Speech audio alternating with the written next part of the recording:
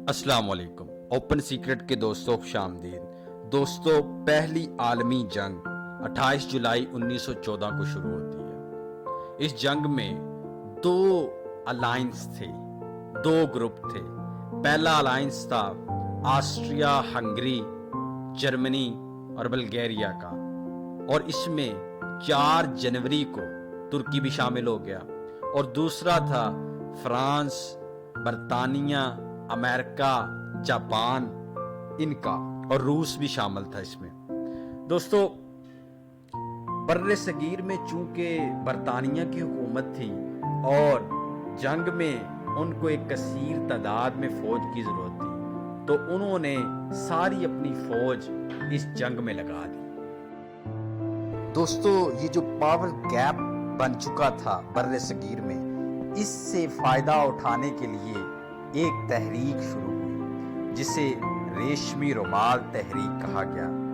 دوستو، اس کے جو بانی تھے وہ شیخ الہند مولانا محمود حسن تھے۔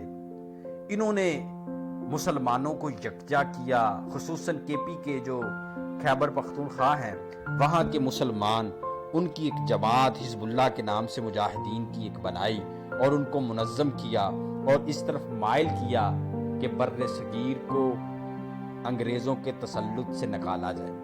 تحریک کا مرکز یاگستان کو بنایا گیا اور بیرون ملک بھی اس کی 4 شاخیں بنائی گئی، جس میں مدینہ منورہ میں، استنبول میں، انقرہ میں اور برلن میں اس کی شاخیں جو ہیں وہ بنائی گئی۔ دوستو، جو شیخ الہند تھے انہوں نے کابل میں مولانا عبید اللہ سندھی کو مامور کیا اور سارے معاملات دیکھنے کا حکم دیا۔ یہاں کابل میں ہندوستانی وفد، ترکی، آسٹری اور جرمنی جو وفد تھے، ان سے عبید اللہ سندھی کی ملاقاتیں ہوئیں اور اس بات پر زور دیا گیا کہ جلد سے جلد ہندوستان پر حملہ کیا جائے اور یہاں سے انگریزوں کے تسلط کو ختم کیا جائے۔ اس وقت افغانستان کا جو بادشاہ تھا وہ امیر حبیب اللہ تھا، اور اس نے اپنی رعایا کو یہ حکم دے دیا تھا کہ انفرادی طور پر جو چاہتا ہے جہاد میں حصہ لینا وہ اس تحریک میں شامل ہو جائے۔ اب پورا پلان جو ہے وہ بن چکا تھا ہندوستان پر حملہ کرنے کا، اور ادھر دوسری طرف شیخ الہند خود وہ حجاز چلے گئے۔ وہاں ترکی کے جو گورنر تھے، کیونکہ وہ حجاز کا جو سارا علاقہ تھا وہ ترکی کے زیر سایہ تھا، تو ترکی کے گورنر سے انہوں نے ملاقات کی اور پورا پلان کیا کہ کس طرح ہم یہاں اپنی ایکٹیویٹیز کریں گے۔ اسی دوران دوستو، یہ جب تحریک پورے اپنے عروج پر تھی تو اس کا سراغ برطانوی حکومت نے لگا لیا۔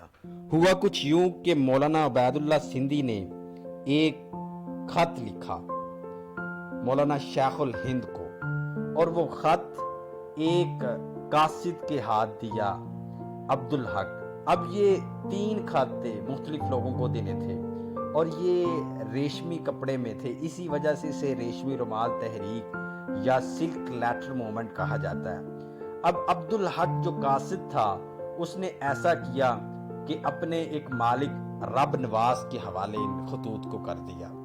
اب رب نواز نے کیا کیا، اس نے ملتان کے جو کمشنر تھے ان کے حوالے وہ کر دیے اور ان کو بتایا کہ یہ تحریک آپ کے خلاف چل رہی ہے۔ دوسری طرف جو حبیب اللہ تھا افغانستان کا بادشاہ، وہ پس پردہ انگریزوں سے ملا ہوا تھا اور ان سے ایک کثیر تعداد میں وہ مال و متاع حاصل کر رہا تھا۔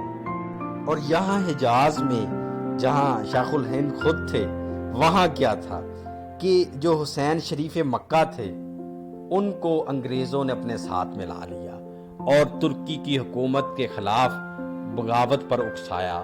تو اس نے ایسا ہی کیا کہ جان بوجھ کر حجاز کے علاقے کا جو نظم و نسق تھا اس کو خراب کر دیا، اور وہاں ایک قحط سالی جو ہے وہ پھیل گئی، جس کی وجہ سے لوگوں کا جینا جو ہے وہ مشکل ہو گیا، اور سارا اس نے الزام دیا ترکی کی حکومت پر، اور اس کو بنیاد بنا کر اس نے وہاں جو ترکی کی حکومت ہے اس کی مخالفت کر دی۔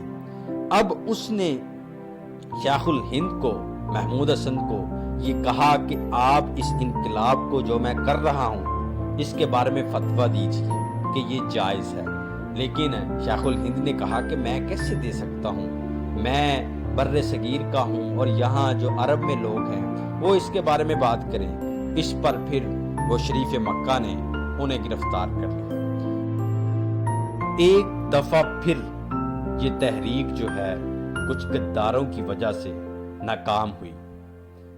جو رب نواز تھے انہیں 12 ایکڑ اراضی انگریزوں نے دی اور ساتھ خان بہادر خان کا ٹائٹل دیا۔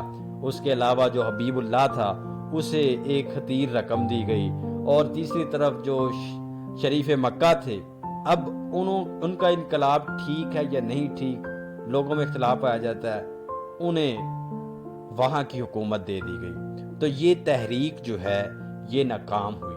اب دوستو اس پر ایک لمبا بحث مباحثہ کیا جا سکتا ہے، لیکن آپ کو 3-4 منٹ میں اس کا جو کرکس ہے وہ بتایا گیا ہے۔